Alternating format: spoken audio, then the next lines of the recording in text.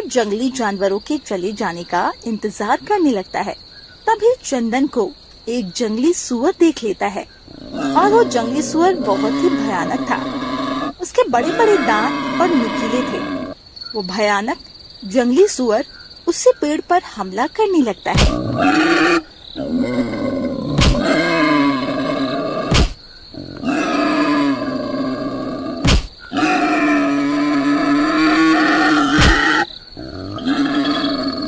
तभी पेड़ में ज्यादा झटका लगने से चंदन नीचे गिर जाता है। जैसे ही चंदन पेड़ से नीचे गिरता है, वैसे ही वो जंगली सुअर चंदन पर जोरदार हमला कर देता है। कुछ ही देर में वो सांप फिर से दूध पीने आ जाता है। तभी सपेरा भी बीन बजाने लगता है।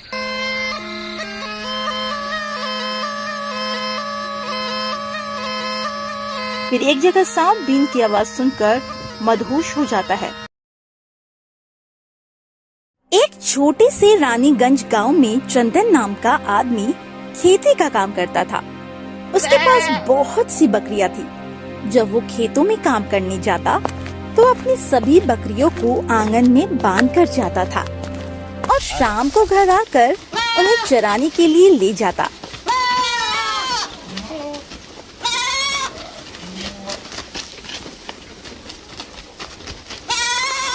बकरियां सारा दिन घर में पड़े पड़े उग जाती थी।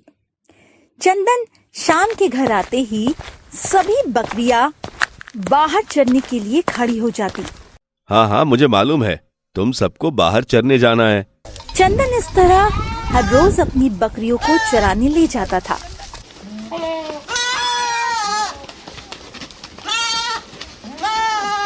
उसने अपनी सभी बकरियों के नाम रखे हुए थे, जिनमें सुरभि बकरी भी थी।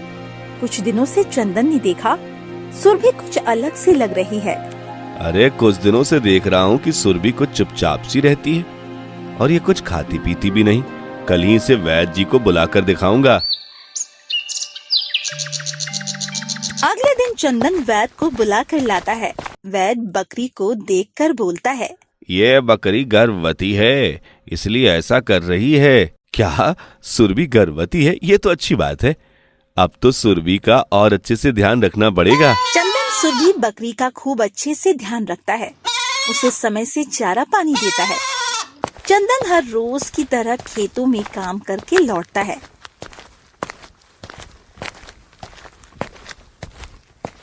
तो सभी बकरियां पहले से ही उसका इंतजार कर रही थी। चंदन सभी बकरियों को लेकर चराने के लिए जाता है। बकरियां बड़े मजे से घूम घूम कर चारा खा रही थी। तभी अचानक जोरों से बारिश शुरू हो जाती है।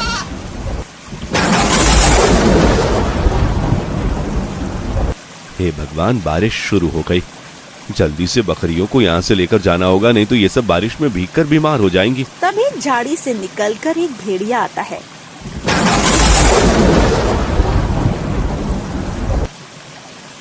और एक बकरी की टांग पकड़कर घसीटते हुए जंगलों के बीचों बीच ले जाने लगता है।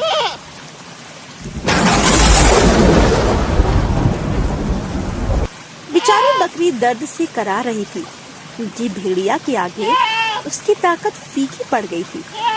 चंदन के कानों तक भनक नहीं लगती और वो दुष्ट भेड़िया उस बकरी को जंगलों के बीच घसीट ले जाता है। चलो चलो सभी बकरियों एक जगह जमा हो जाओ। चंदन अपनी सभी बकरियों को इकट्ठा करके घर की तरफ निकल जाता है।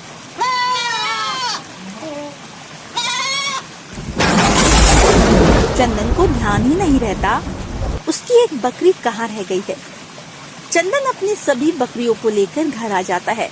कुछ देर के बाद बारिश रुक जाती है। इधर जंगल में भेड़िया उस बकरी को मार देता है। आज तो इस बकरी का मांस खाकर मजा आ जाएगा। काफी दिनों से ऐसी बकरी का मांस खाने को नहीं मिला है। इतना कहकर दुष्ट भेड़िया उस बेचारी बकरी को ही खाने लगता है। तभी इधर चंदन घर पहुंचने के बाद उसे समझ में आता है कि मेरी एक बकरी जंगल में कहीं खो गई है।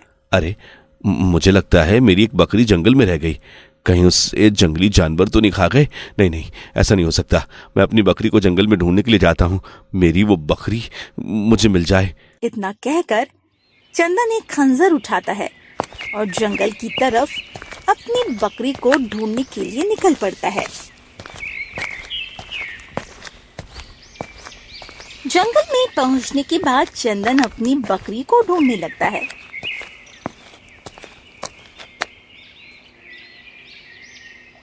कुछ ही देर में रात का सन्नाटा गहराने लगता है। हे भगवान, मैं तो अपनी बकरी को पूरे जंगल में ढूंढ चुका हूँ, लेकिन मेरी बकरी जंगल में कहीं नहीं मिली। मुझे लगता है कि मुझे अब घर वापस चलना चाहिए।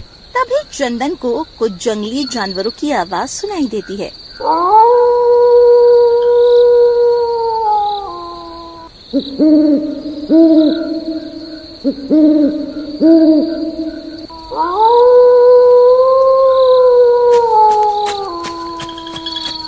और चंदन काफी ज्यादा डरने लगता है। मुझे लगता है मेरे पास कोई जंगली जानवर आ रहा है। अब मेरा क्या होगा? लगता है अब मैं नहीं बच पाऊंगा। ऐसा करता हूँ, इस पेड़ पर कुछ देर के लिए चढ़ जाता हूँ और जब जंगली जानवर यहाँ से चले जाएंगे तब मैं अपने घर वापस चला जाऊंगा। चंदन ये सोचकर पास के ही एक पेड़ पर चढ़ जाता है और जंगली जानवरों के चले जाने का इंतजार करने लगता है। तभी चंदन को एक जंगली सुअर देख लेता है और वो जंगली सुअर बहुत ही भयानक था। उसके बड़े बड़े दांत और नुकीले थे। वो भयानक जंगली सुअर उससे पेड़ पर हमला करने लगता है।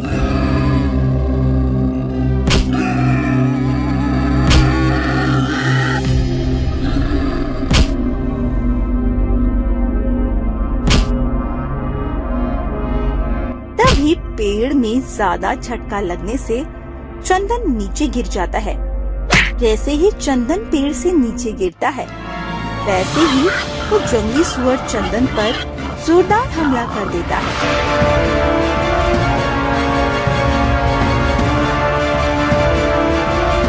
चंदन अपनी खंजर को उसकी गर्दन में भोंक देता है और वो जंगली सुअर वहीं पर दम तोड़ देता है।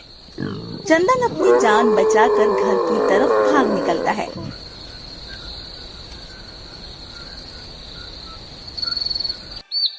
अगले दिन सुबह जब उसके पड़ोसी को पता चलता है तो चंदन के पास आकर वो पूछता है,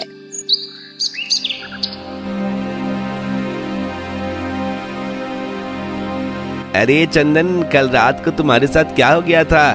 चंदन अपनी रात की बीती हुई पूरा किस्सा बताता है।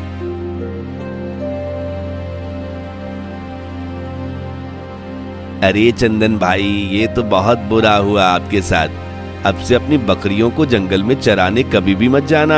चंदन का पड़ोसी इतना कहकर अपने घर वापस चला जाता है। लेकिन चंदन हार नहीं मानता। फिर वो खाना खाकर अपनी बकरियों को जंगल में चराने के लिए निकल जाता है। क्योंकि चंदन काफी ज्यादा अपनी बकरियों से प्यार करता था। सभी बकरियां पेट भर के घास खाती है। कुछ देर बकरियों को चराने के बाद चंदन सभी बकरियों को अपने घर वापस लेकर चला जाता है। तभी उसकी सुरभि बकरी वहीं पर रह जाती है। अरे यहाँ तो कोई भी नहीं है, सब कहाँ चले गए? अब मैं उन्हें कहाँ जाकर ढूंढूं? अगर वो सब घर चले गए होंगे तो मुझे तो घर का रास्ता भी मालूम नहीं। कुछ समझ में नहीं आ रहा, कहाँ जाऊं? काफी देर तक इंतजार करने के बाद भी जब कोई नहीं आता तो सुरभि को अब लगता है उसे घर जाना चाहिए। वो घर का रास्ता देखने लगती है। वो कभी इधर जाती तो कभी उधर जाती। वो गर्भवती थी, जिसकी वजह से उसे ज्यादा चला भी नहीं जा रहा था। वो बहुत परेशान हो जाती है और भटकते हुए जंगल की तरफ निकल जाती है। तभी उसे जंगली जानवरों की आवाज सुनाई देती है।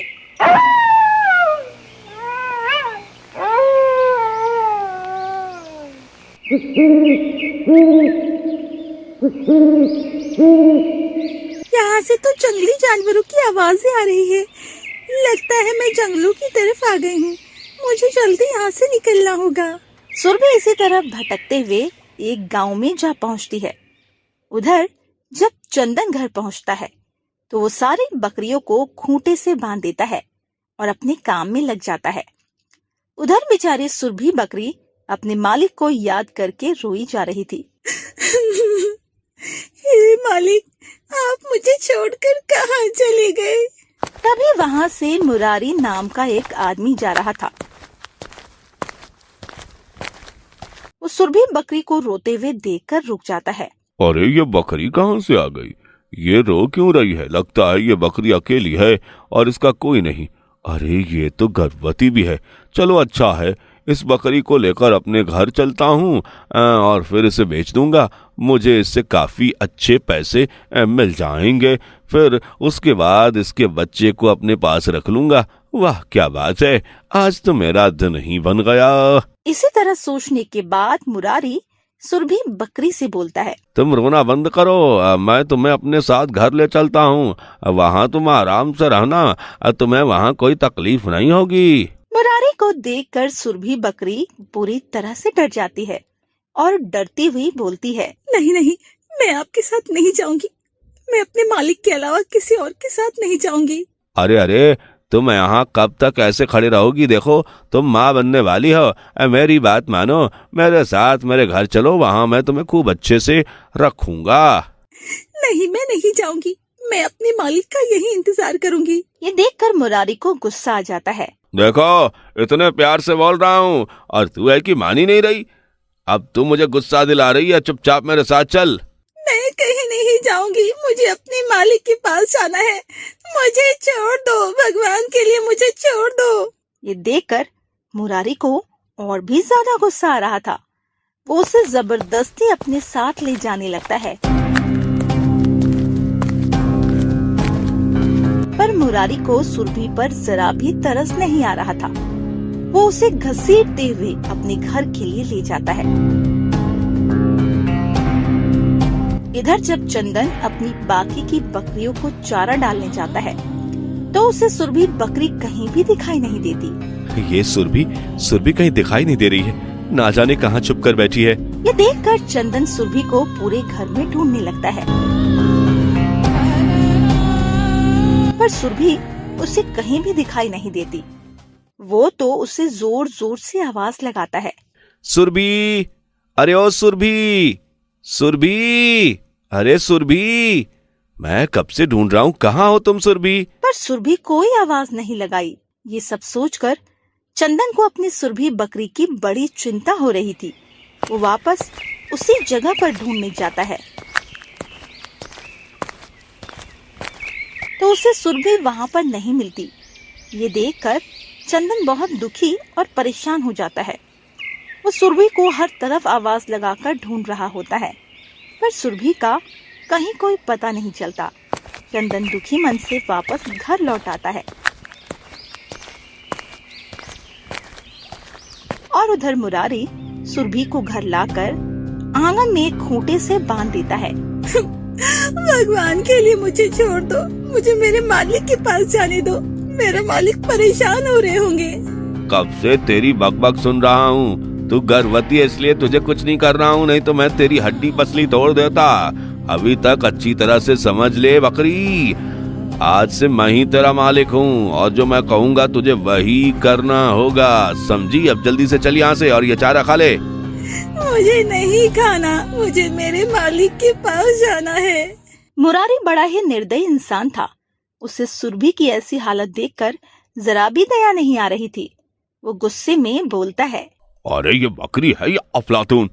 उस समय से एक ही रट मालिक के पास, मालिक के पास, मालिक के पास जाना है। सुन बकरी, यहाँ कोई नहीं आने वाला। अच्छा होगा तो चुपचाप चारा खा ले, चारा खाएगी तभी तो तेरा दूध निकाल कर बेचूंगा। ये सुनकर सुरभि और ज्यादा घबरा जाती है। क्या तुम मेरा दूध निकाल कर बेचोगी? हाँ हाँ और क्या। अब जल्दी से चारा खा ले, मैं थोड़ी देर में दूध निकालने वापस आऊंगा। ऐसा मत करो, मेरा आप दूध निकाल लेंगे तो मेरे बच्चों का क्या होगा? ज्यादा नाटक मत कर, यहाँ तेरी मदद के लिए कोई नहीं आने वाला। जैसा मैं कहता हूँ वैसा ही कर, समझी? अब चल जल्दी से ये चारा खा, फिर उसके बाद तेरा दूध भी निकालूंगा। मैं गर्भवती हूँ, मेरा दूध मत निकालो। मुरारी पास में पड़ा डंडा उठाकर सुरभि को मारता है।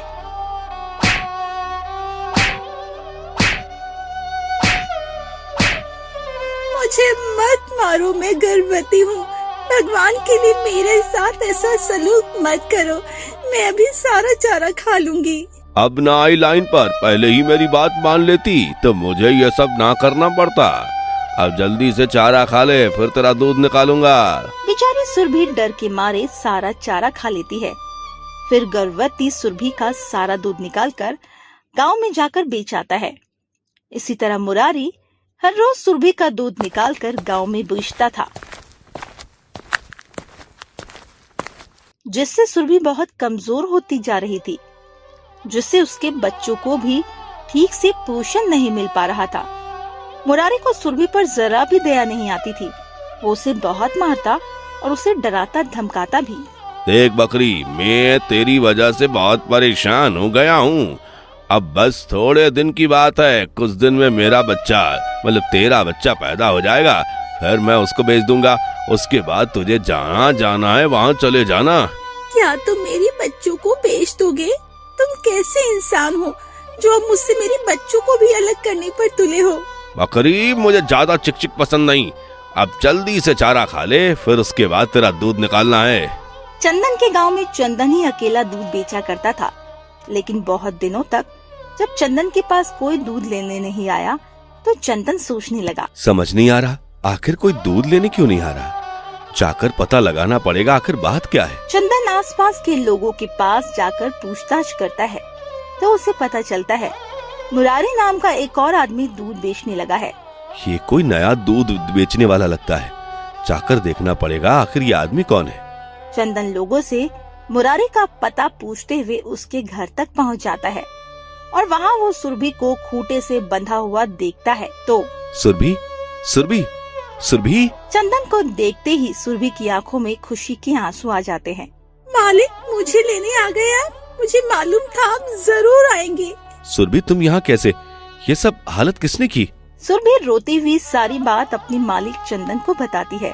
तभी मुरारी भी वहाँ आ जाता है और वो चंदन को देखकर बोलता है, ए, तुम कौन हो? मैं चंदन हूँ, इस बकरी का मालिक। मुझे मालूम था आप जरूर आएंगे। मालिक ये वही आदमी है, इसने मुझे जबरदस्ती यहाँ बांध कर रखा है और पता है मालिक, ये मुझे बहुत मारता भी है और ये मेरा सारा दूध निकाल लेता है और ये मेरे बच्चों को भी बेचने के लिए कह रहा है। मालिक ये बहुत बुरा है, इसने मुझे बहुत सताया है। सुरभि, तुम चिंता मत करो। चंदन को बहुत गुस्सा आ रहा था। वो मुरारी से ऊंची आवाज से बोलता है, ये बकरी मेरी है और आज के बाद इस बकरी को वापस ले जाने के बारे में सोचना भी मत। मैं तेरा वो हाल करूंगा कि याद रखेगा। चंदन अपनी सुरभि बकरी को खूंटे से खोलकर अपने घर के लिए चल देता है। चलो सुरभि, चलते हैं। आज के बाद तुझे कभी भी अकेला नहीं छोड़ूंगा। कुछ देर बाद चंदन सुरभि बकरी को अपने घर लेकर आ जाता है। कुछ दिनों बाद सुरभि बकरी अपने छोटे छोटे बच्चों को जन्म देती है। कुछ दिन सब कुछ ठीक ठाक चल रहा था। एक रात सुरभि बकरी के पास रेंगते हुए एक दुष्ट सांप आ जाता है। अरे वाह, बकरी, इसका दूध आज मेरे मीठा खाने का बहुत मन हो रहा है। अब बकरी का मीठा दूध पीऊंगा। तो सांप चुपके से रात के अंधेरे में आकर सुरभि का दूध पीने लगता है।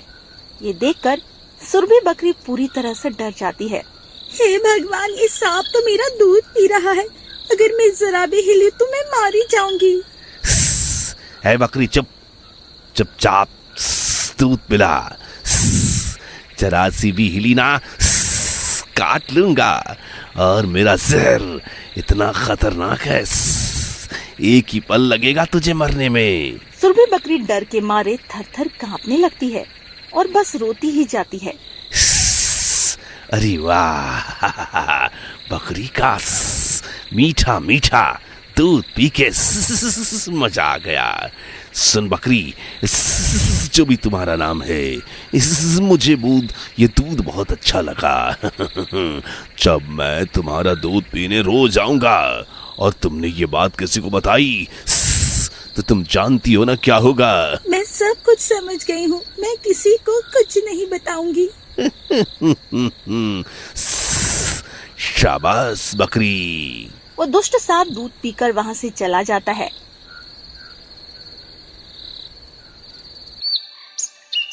और फिर अगली सुबह सुरभि बकरी के बच्चे दूध पीने जाते हैं तो सुरभि बकरी दूध नहीं देती। क्या हुआ सुरभि, तुम बच्चों को दूध क्यों नहीं दे रही? सुरभि बकरी सब जानती थी, लेकिन सांप की धमकी से कुछ नहीं कह पाई, बस डरी सहमी सी खड़ी रही। अगली रात को सुरभि बकरी का दूध पीने दुष्ट सांप फिर से आता है। ये दुष्ट सांप तो फिर से आ गया। हे भगवान, अब मैं क्या करूं? मेरे दूध के लालच में ये रोज यहाँ आता रहेगा। अरे ओ बकरी, चुपचाप सीधी खड़ी रह, मुझे दूध पीने दे। सांप चुपचाप मजे से सारा दूध पी जाता है। मजा आ गया।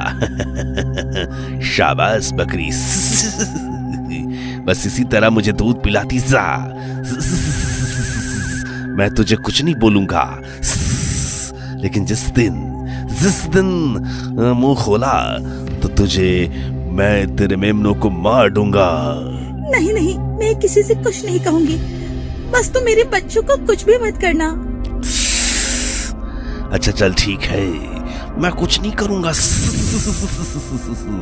अब चलता हूँ, कल फिर रात को आऊंगा। अगली सुबह चंदन बच्चों को फिर से दूध पिलाती है, लेकिन सुरभि को दूध आता ही नहीं। ये देखकर चंदन परेशान हो जाता है। सुरभि, तुमने आज भी बच्चों को दूध नहीं दिया, क्या बात है? तभी चंदन की नजर जमीन पर पड़ती है। अरे ये क्या, थोड़ा दूध जमीन पर पड़ा है, ये कैसा हो सकता है? सुरभि, अगर कोई बात है तो मुझे बता दे। लेकिन सुरभि चुपचाप खड़ी सुन रही थी, पर कोई जवाब नहीं दे रही थी। उसे सांप की धमकियां याद थी, इसीलिए वो डर के मारे कुछ नहीं बोल पाई। कुछ देर बाद रात हो जाती है। मुझे मामला कुछ और ही लग रहा है, दूध ऐसे ही गायब नहीं हो रहा, हमें इसकी असलियत का पता लगाना ही होगा। चंदन रात को घर के किनारे छुपकर पहरा देने लगता है। तभी थोड़ी देर में सांप दूध पीने आता है। सांप को दूध पीता देख चंदन हैरान हो जाता है और सुरभि बकरी थर-थर कांपने लगती है। हे भगवान, इतना बड़ा सांप हमारी सुरभि का दूध पी जाता है, हमें इस बात की भनक तक नहीं लगी।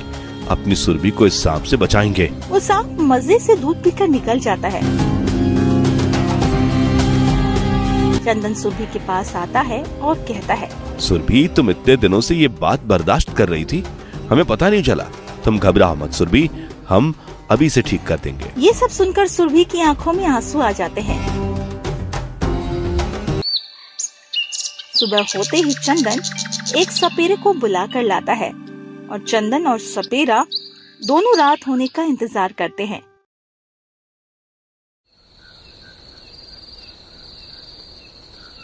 कुछ ही देर में वो सांप फिर से दूध पीने आ जाता है। तभी सपेरा भी बीन बजाने लगता है।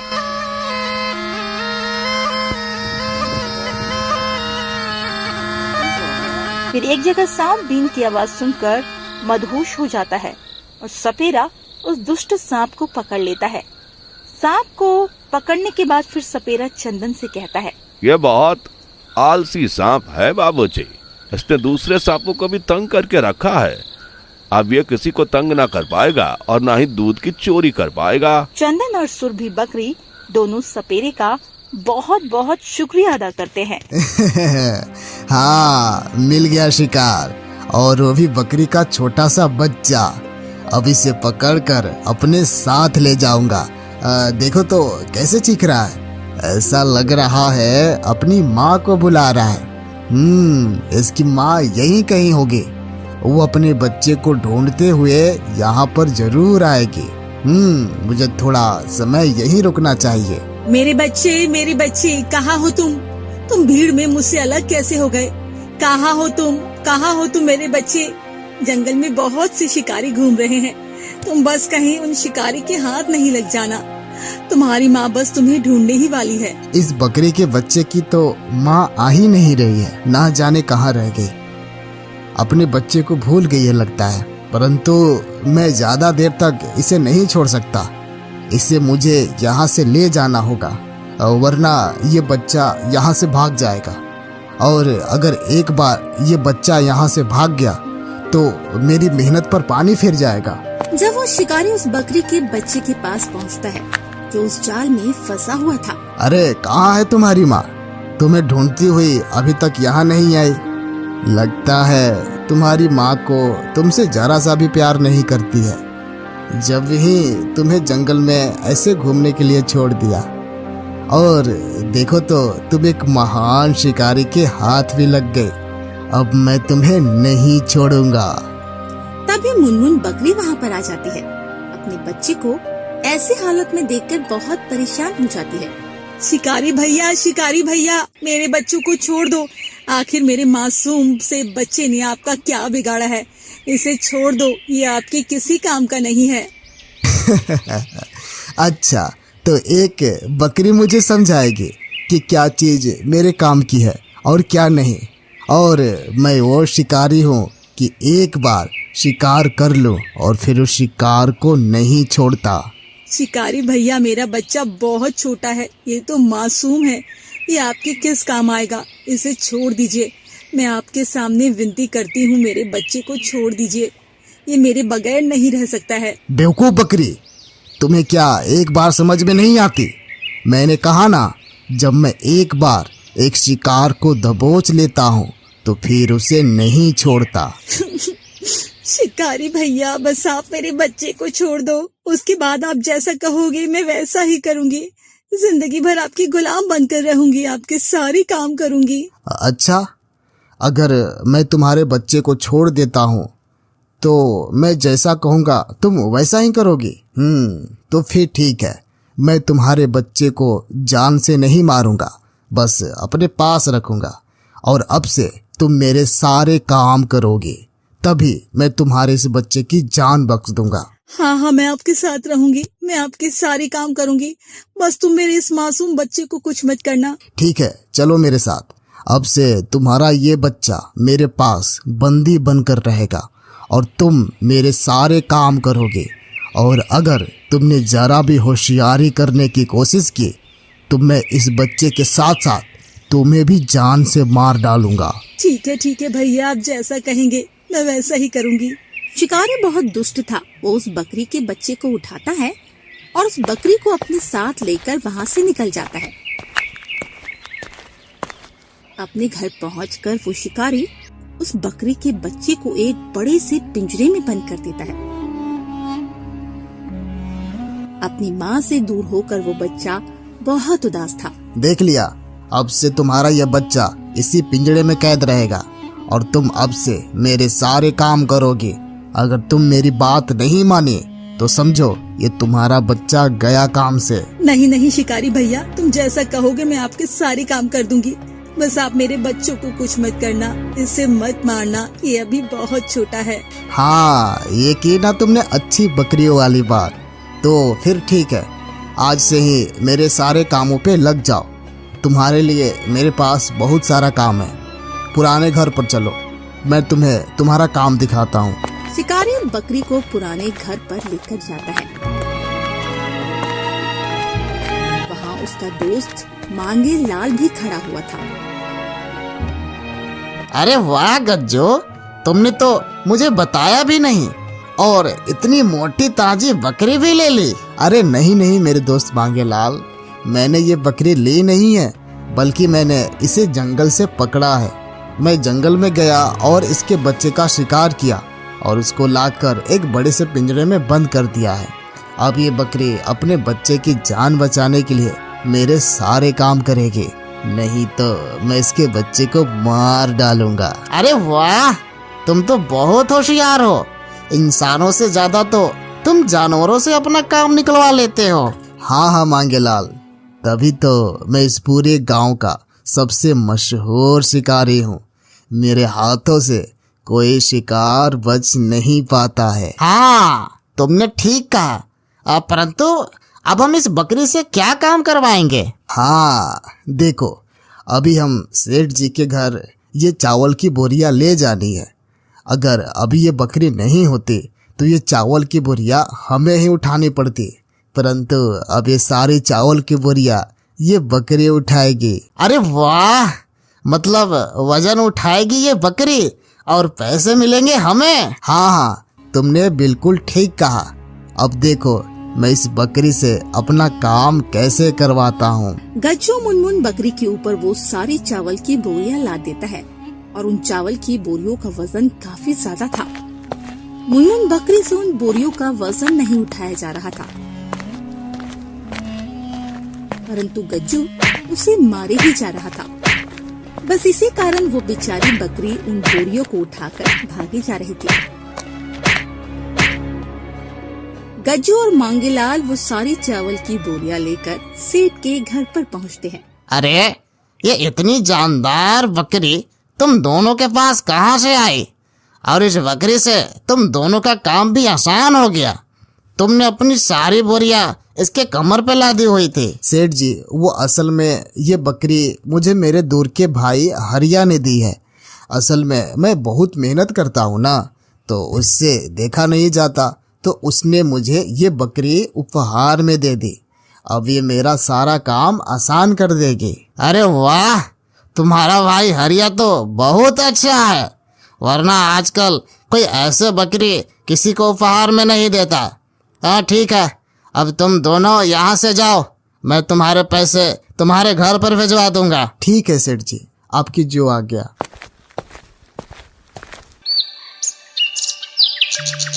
गज्जू और मांगीलाल अब हर सुबह उस बकरी का बहुत सारा दूध निकालते थे, जिसके कारण वो काफी कमजोर होती जा रही थी।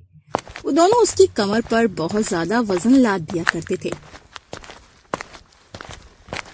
इस कारण बेचारी बकरी से वो वजन नहीं उठता था। गज्जू उस बकरी को दिन भर मारता रहता था और उस बकरी से अपना सारा काम करवाता था। अब मेरे अंदर और हिम्मत नहीं बची, मैं इस शिकारी का और काम कर सकूं। ये दिन भर मुझे मारता है, मुझे बहुत दर्द होता है, सारी भारी बोरियां मेरे कमर पर लाद देता है। मैं इसका काम अब और नहीं कर सकती, परंतु क्या करूं, इसने मेरे बच्चे को बंदी बनाया है। अगर मैंने इसे मना कर दिया तो ये शिकारी मेरे बच्चे को मार डालेगा। मैं इस शिकारी का कुछ भी नहीं बिगाड़ सकती। अरे ओ मूर्ख बकरी, कहाँ मर गई? मेरी आवाज नहीं आ रही है क्या? वहां खड़े होकर मस्ती से आराम कर रही है। अभी बहुत काम करना है, चल मेरे साथ। याद नहीं है क्या, तेरा बच्चा मेरे पास बंदी है, मैं उसे मार डालूंगा। सब कुछ ऐसे ही चल रहा था। फिर एक रात मुनमुन बकरी गज्जू और मांगेलाल दोनों की बातें सुन रही थी। क्या ख्याल है गज्जू, अब इस बकरी का हमें कुछ करना होगा। हमने इससे बहुत काम करवा लिया, अब इससे और काम करवाया तो ये मर जाएगी। इससे तो अच्छा है इसे हम काट कर खाएं। हाँ दोस्त, कहे तो तुम ठीक रहे हो। ये बकरी अब दिन पर दिन अधमरी होती जा रही है, इससे कोई भी काम ढंग से नहीं होता। इससे अच्छा है हम दोनों मिलकर इसकी दावतें उड़ा लें। हाँ, हम ऐसा ही करेंगे। कल सुबह ही हम दोनों इसे काट देंगे और फिर मजे से दावत उड़ाएंगे। अब परंतु इस बकरी के मरने के बाद इसके बच्चे का क्या करेंगे? अरे क्या ही होना है, इस बकरी के बच्चे को हम इसे जंगल में छोड़ाएंगे, कोई जानवर आकर इसे मार डालेगा। हाँ, तुम ठीक कह रहे हो। कल सुबह होते ही हम इस बकरी को मारकर स्वादिष्ट भोजन बनाएंगे और फिर इसकी दावत उड़ाएंगे। अरे बाप रे, जितना सोचा था ये दोनों तो उससे भी ज्यादा दुष्ट हैं। मुझे इतना ज्यादा काम करवाया और अब पकाकर खाने की बात कर रहे हैं। ये दोनों बहुत ज्यादा दुष्ट हैं। अगर मैं मर गई तो मरने के बाद मेरे बच्चों का क्या होगा? नहीं नहीं, मुझे इन दोनों से बचकर यहाँ से भागना होगा, नहीं तो ये दोनों मिलकर मुझे जान से मार डालेंगे। इसके बाद मेरा बच्चा कहाँ जाएगा? मैं एक काम करती हूँ, जंगलों की तरफ में भाग जाती हूँ, फिर सुबह होते ही अपने किसी दोस्त जानवर के साथ आकर अपने बच्चों को छुड़वा लूंगी। ऐसे में हम दोनों बच जाएंगे। हाँ, ये ठीक रहेगा। ऐसा सोचकर मुनमुन बकरी रात के समय ही वहाँ से जंगलों की तरफ भाग जाती है। मैं तो उन दोनों से बचकर जंगल में भाग आई, परंतु मेरे बच्चे का क्या होगा? हे ऊपर वाले, बस आज की रात मेरे बच्चे की रक्षा करना, उन दोनों शिकारियों से मेरे बच्चे को बचा लेना। अगले दिन सुबह बकरी तो भाग गई थी और सुबह होते ही ये बात जब उन दोनों शिकारियों को पता लगती है तो उन्हें बहुत गुस्सा आता है। देखा, मैंने कहा था ना, हमें उस बकरी का ज्यादा ध्यान रखना होगा। वो हम दोनों की नजरों से बचकर जंगल में भाग गई। अब उसे पकड़ना आसान नहीं होगा। हाँ, आज तो सोचा था कि हम दोनों मिलकर उसकी दावत उड़ाएंगे, परंतु वो बकरी तो हमसे बचकर भाग गई। अब हम क्या करेंगे? हाँ, अब तो वो बकरी भाग गई। अब हमें वो बकरी नहीं मिलने वाली। वो हमसे बचकर तो भाग गई, परंतु अब मैं उसके बच्चे को नहीं छोड़ूंगा, उसे जान से मार डालूंगा। और तभी उस बकरी को समझ में आएगा कि एक शिकारी से पंगा लेने का अंजाम आखिर होता क्या है। हाँ, तुमने ठीक कहा। चलो उस बकरी के बच्चे को अच्छा सबक सिखाते हैं। इधर मुनमुन बकरी जंगल में घूम रही थी और सोच रही थी वो अपने बच्चों को कैसे बचाए। समझ नहीं आ रहा है आखिर क्या करूं, अपने बच्चों को कैसे बचाऊं। ज्यादा देरी की तो वो दोनों शिकारी मिलकर मेरे मासूम बच्चे को ही मार डालेंगे। नहीं, मुझे जल्दी कुछ करना होगा, अपने बच्चे को बचाना होगा। मुनमुन बकरी जहाँ खड़ी थी वहीं एक भेड़िया की खाल पड़ी हुई थी। उस भेड़िया की खाल को देखकर मुनमुन बकरी को एक अच्छा सुझाव आता है। अरे वाह, ये तो एक भेड़िया की खाल है। अगर इसे पहनकर मैं उन शिकारियों के पास जाऊंगी तो वो मुझे देखकर डर जाएंगे और वहाँ से फौरन भाग भी जाएंगे। इसके बाद मैं अपने बच्चे को आराम से बचा सकती हूँ। इतना कहकर मुनमुन बकरी उस भेड़िया की खाल पहन लेती है। अब वो बकरी नहीं बल्कि एक भेड़िया ही लग रही थी। अब उन दोनों दुष्ट शिकारियों को मैं ऐसा सबक सिखाऊंगी कि वो हमेशा याद रखेंगे। अब वो दोनों शेर से नहीं बच पाएंगे, वो दोनों मुझे देखते ही भाग जाएंगे। वो दोनों शिकारी बकरी के बच्चे को मारने ही वाले थे। तभी बकरी भेड़िया की खाल पहनकर उन दोनों के सामने आ जाती है। उस भेड़िया को अपने सामने देखकर वो दोनों शिकारी बहुत डर जाते हैं। अरे बाप रे, ये तो एक खूंखार भेड़िया है। खूंखार भेड़िया, परंतु ये गांव में कहां से आ गया? इससे बचकर भागना होगा, नहीं तो ये हमें जान से मार डालेगा। हाँ, मैं तो यहाँ से भाग रहा हूँ, मुझे अभी नहीं मरना। भेड़िया को अपने पास देखकर वो दोनों शिकारी अपने घर को छोड़कर जंगलों की तरफ भाग जाते हैं। उन दोनों के ना होने का फायदा मुनमुन बकरी उठाती है और अपने बच्चों को वहाँ से छुड़ा लेती है। इधर जंगल में उन दोनों शिकारियों का सामना एक तेंदुआ से हो जाता है जो काफी दिनों से भूखा था। उन दोनों इंसानों को अपने सामने देखकर तेंदुआ उन पर हमला कर देता है और उन्हें जान से मार देता है। दोनों दुष्ट शिकारियों को अपने किए की सजा अच्छे से मिल चुकी थी। वहीं मुनमुन बकरी अपने बच्चे को वापस जंगल में ले आती है और अपना जीवन यापन बच्चे के साथ खुशी खुशी गुजारने लगती है।